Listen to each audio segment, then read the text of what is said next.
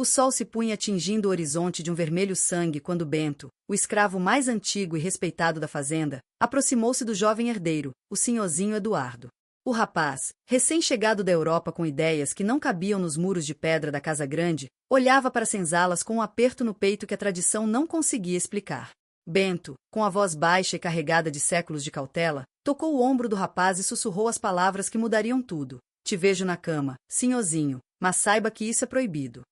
O aviso não era um convite, mas um alerta sobre o que estava escondido nos lençóis de linho daquela aristocracia apodrecida. Eduardo sentiu um calafrio percorrer sua espinha, pois entendeu imediatamente que Bento não falava de um descanso físico, mas de um segredo obscuro que habitava os quartos daquela mansão durante as noites de silêncio absoluto.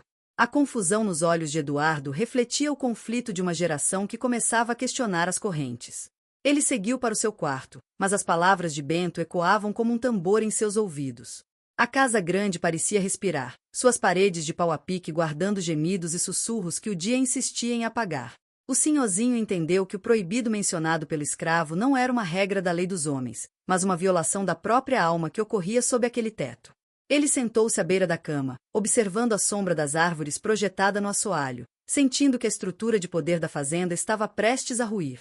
O aviso de Bento era a primeira peça de um dominó que, uma vez derrubado, não pouparia ninguém, nem mesmo o patriarca, o temido barão, que dormia no quarto ao lado ignorando a tempestade.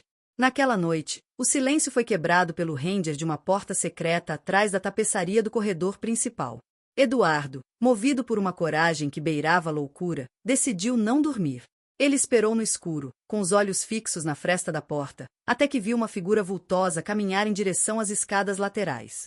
O aviso de Bento fazia sentido agora. Havia um comércio de vidas e dignidades que acontecia no coração da noite, onde o senhor e o escravo trocavam papéis em rituais de crueldade e vício que a luz do sol jamais ousaria iluminar. O abalo na casa grande começou de dentro para fora, uma rachadura moral que Eduardo agora testemunhava com o coração disparado. Ele percebeu que a liberdade que buscava para os outros começava pela descoberta da podridão que sustentava o luxo de sua própria família. O dia amanheceu cinzento, e o clima na mesa do café era sufocante. O barão observava o filho com desconfiança, notando as olheiras e o tremor em suas mãos. Bento, servindo café com sua habitual submissão externa, trocou um olhar rápido com Eduardo. Era um pacto silencioso. O senhorzinho entendeu que o aviso fora um teste de caráter. Se ele se calasse, tornaria-se parte daquela engrenagem perversa. Se falasse, destruiria o nome da família para sempre. A casa grande estremeceu quando Eduardo, em vez de pedir mais açúcar, questionou o pai sobre as visitas noturnas ao porão de pedra. Os talheres de prata caíram sobre a porcelana com um estrondo que pareceu um tiro. O segredo estava exposto. A proibição fora violada pela palavra, e o poder absoluto do barão começou a vazar por entre seus dedos envelhecidos. A reação do barão foi violenta, mas carregada de um medo que ele nunca demonstrara antes. Ele ordenou que Eduardo se retirasse, chamando-o de ingrato e louco. No entanto, o aviso de Bento já havia criado raízes na mente dos outros escravos e criados da casa. Eles começaram a se mover de forma diferente, com uma cabeça erguida que desafiava os chicotes invisíveis da tradição. O senhorzinho entendeu que a cama, o lugar do descanso, era na verdade o altar do sacrifício onde a honra daquela terra era enterrada todas as noites. Ele buscou Bento na senzala, buscando orientação, mas o velho apenas apontou para as escrituras de propriedade guardadas no escritório. O que é proibido na cama, senhorzinho, é o que mantém essas paredes em pé. Derrube a mentira e a casa cairá por conta própria, disse o velho sábio. Abalada em seus alicerces, a casa grande tornou-se um campo de batalha psicológico. Eduardo começou a investigar os documentos e descobriu que a fortuna da família não vinha apenas do café, mas de um esquema de tráfico ilegal que continuava mesmo após as novas leis. O proibido era o crime, o pecado e a traição contra a própria humanidade. O aviso de Bento era a chave para libertar não apenas os corpos, mas a consciência de Eduardo. O senhorzinho agora entendia o peso da herança que carregava. Ele decidiu que aquela seria a última noite de silêncio. Ele preparou uma denúncia que enviaria para a capital, sabendo que isso significaria sua própria ruína financeira. A Casa Grande, símbolo de poder e opressão, começou a parecer uma prisão de luxo que ele estava determinado a incendiar com a verdade. Enquanto Eduardo escrevia, ele ouviu passos pesados no corredor. O barão, sabendo que o filho descobrira tudo, entrou no quarto com uma expressão de desespero. Ele tentou subornar o próprio sangue, oferecendo terras e ouro em troca do esquecimento. Mas o aviso de Bento pulsava no peito de Eduardo como uma verdade divina. Não há ouro que pague o que vi na escuridão desta casa, pai, respondeu o jovem. O embate entre o velho mundo e o novo atingiu seu ápice sob o teto da casa grande. Os escravos, liderados pelo exemplo de Bento, cercaram a mansão, não com armas, mas com um silêncio acusador que era mais potente que qualquer canhão. Eles esperavam um sinal de que a mentira finalmente havia acabado, que o proibido não teria mais lugar naquele lar. A notícia da rebelião moral de Eduardo espalhou-se pela província como fogo em palha seca. Outras fazendas começaram a tremer, temendo que seus próprios bentos falassem e que seus sinhozinhos entendessem os avisos. A casa grande estava isolada, uma ilha de decadência em um mar de mudança.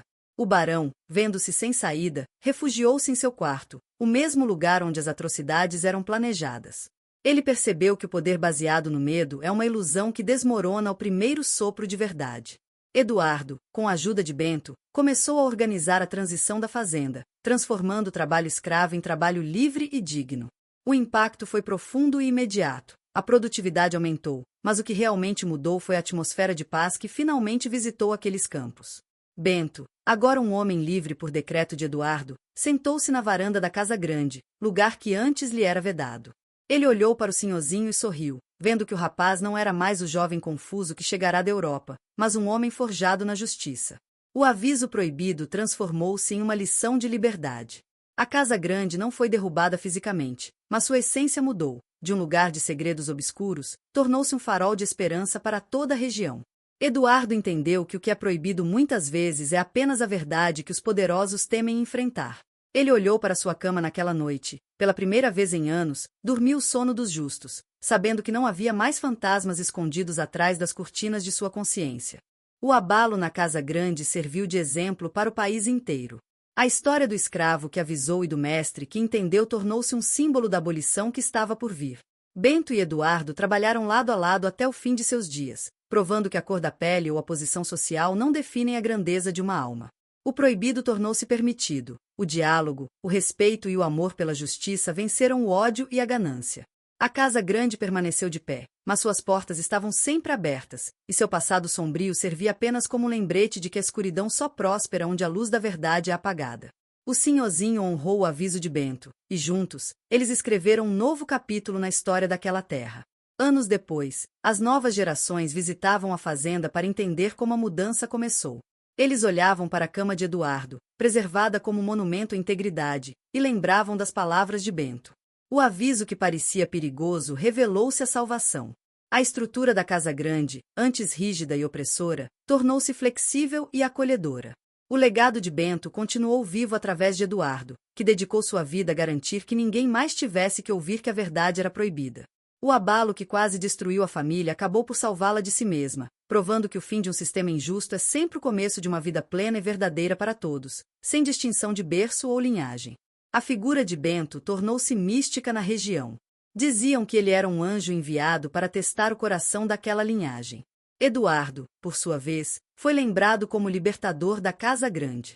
A cama, que antes simbolizava o pecado oculto, passou a representar o descanso da consciência limpa. O entendimento entre o escravo e o sinhozinho foi a ponte que uniu dois mundos que pareciam irreconciliáveis. A casa grande não era mais uma fortaleza de medo, mas um lar de aprendizado.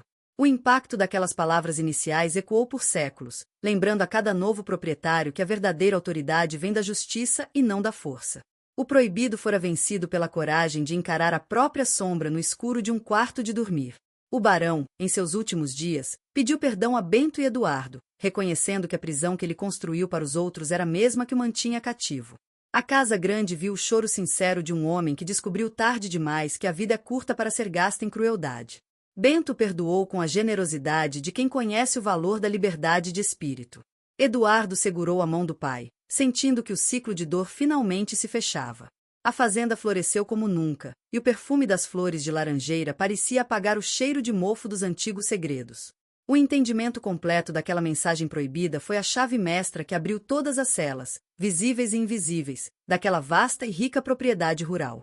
A história encerra-se com a imagem de Bento e Eduardo caminhando pelos campos ao entardecer, discutindo o futuro das colheitas e da educação dos filhos dos ex-escravos. A casa grande brilhava ao longe, banhada pela luz dourada, não mais como um monumento ao sofrimento, mas como um marco de progresso. O aviso "te vejo na cama" deixou de ser um mistério sombrio para tornar-se uma anedota de como a vida pode mudar com um simples ato de escuta e compreensão. O senhorzinho entendeu, o escravo ensinou, e o mundo ao redor deles transformou-se para sempre. A casa grande abalada foi o preço necessário para o nascimento de uma terra verdadeiramente livre e abençoada pelo sol da justiça divina e humana. Hoje, os turistas que passam pelo local sentem uma vibração diferente. Eles ouvem a história e se perguntam se teriam a mesma coragem de Eduardo ou a mesma sabedoria de Bento. A lição de que o proibido é muitas vezes o caminho para a libertação permanece atual. A Casa Grande é agora o Museu da Alma Humana, onde o passado educa o presente para que o futuro não repita os mesmos erros. O segredo da cama foi revelado, as correntes foram quebradas e a paz finalmente reinou no vale. Tudo começou com um aviso baixo, um sussurro na penumbra, que provou ser mais forte que qualquer lei injusta. O senhorzinho entendeu o recado, e isso, de fato, abalou e salvou a Casa Grande para sempre. Nas noites de lua cheia, os antigos contam que se pode ver a silhueta de dois homens conversando na varanda, um velho e um jovem, como amigos de longa data. Eles representam a união que o ódio tentou impedir. A cama de Eduardo continua lá, vazia de segredos, mas cheia de história. O aviso de Bento atravessou o tempo para nos dizer que nada deve ser proibido àqueles que buscam a verdade com o coração aberto. A Casa Grande é o símbolo de que a mudança é possível, mesmo nas estruturas mais sólidas e antigas. Basta um homem disposto a ouvir e outro corajoso o suficiente para falar o que está escondido nas sombras da noite e nos lençóis da hipocrisia humana. A fazenda tornou-se um centro cultural onde a história de Bento é celebrada com música e dança. O senhorzinho Eduardo lembrado como o homem que teve ouvidos para o invisível. A proibição caiu, o muro ruiu e a luz entrou. Cada capítulo dessa saga reforça que a liberdade é uma conquista diária que começa no íntimo de cada um, no silêncio dos quartos e na honestidade dos olhares. A Casa Grande abalada tornou-se a fundação de um novo mundo, onde ninguém é escravo de ninguém, e onde o descanso na cama é o prêmio de quem trabalhou pelo bem comum.